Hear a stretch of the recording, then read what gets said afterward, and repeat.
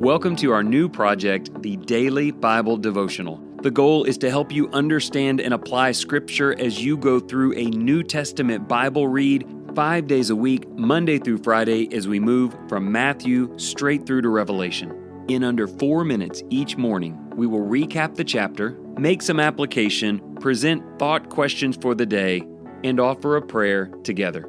I'm excited about exploring God's Word with you, so let's get started. Welcome back to our daily Bible devotional in the book of Revelation. We're in chapter 11 today, where it gets really easy to understand. Okay, that's not true, but there's still some really rich stuff here, so let's dig right in. John is given a measuring rod and told to measure the temple of God, the altar, and those who worship there, but not the outer court, for it is given to the nations. God appoints 2 witnesses to prophesy for 1,260 days, clothed in sackcloth. They have power to bring plagues, shut the sky, and strike the earth. After their testimony ends, the beast from the abyss kills them, and their bodies lie in the great city for 3.5 days. The world rejoices over their death, but God raises them up again, and they ascend to heaven. A great earthquake follows. The 7th trumpet sounds. A voice in heaven declares that the kingdom of the world has become the kingdom of Christ, and he shall reign forever. Something that happens after those things take place. This is interesting about these 2 witnesses. One of the toughest chapters in Scripture could apply to Jesus since he lived and died and was raised, or as you'll see in our reading, it could apply to Christianity. God's care for his people is clear in the vision of the measured temple, showing that he knows and protects those who worship him. The 2 witnesses could symbolize faithful believers who speak God's truth in a hostile world. Their message brings both warning and hope, and their power comes directly from God. Even when they are struck down, God raises them to life, proving that his purposes cannot be stopped. This encourages us to remain bold in our witness, even when it comes at a cost. The 7th trumpet reveals that Christ now reigns as king. His kingdom has triumphed. We're called to trust in his victory and remain faithful, knowing that our testimony is never in vain. That's the ultimate point, isn't it? The kingdom has been established and Jesus rules. Along the way, there were those who suffered and died for the sake of sharing the kingdom, but all of them will be raised in glory, even if that ends up being your story as well.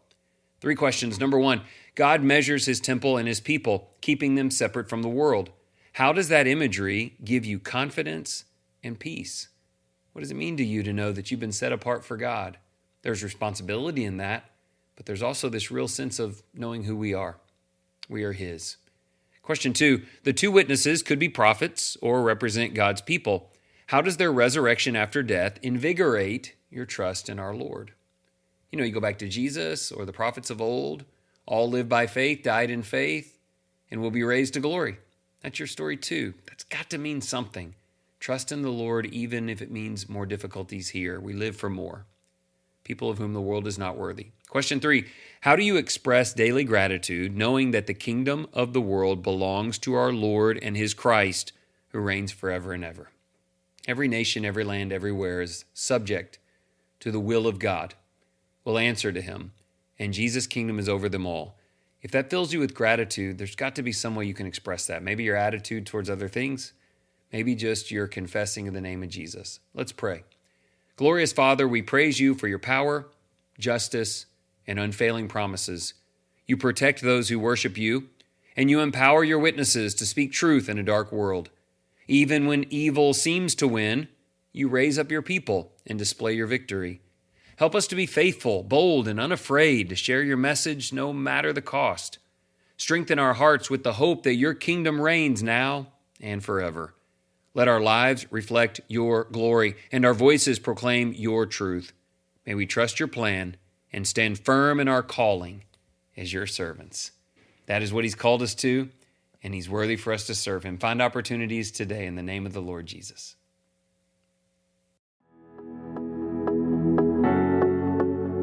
If you find this content valuable, please share with others. And if you're looking to use this material for deeper study, you can order your own copy of the Daily Bible Devotional by clicking on the link in the show notes or just searching it on Amazon. I'm prayerful that our time together has been an encouragement to you. And remember, whatever you choose to do today in the name of the Lord Jesus Christ, excel still more.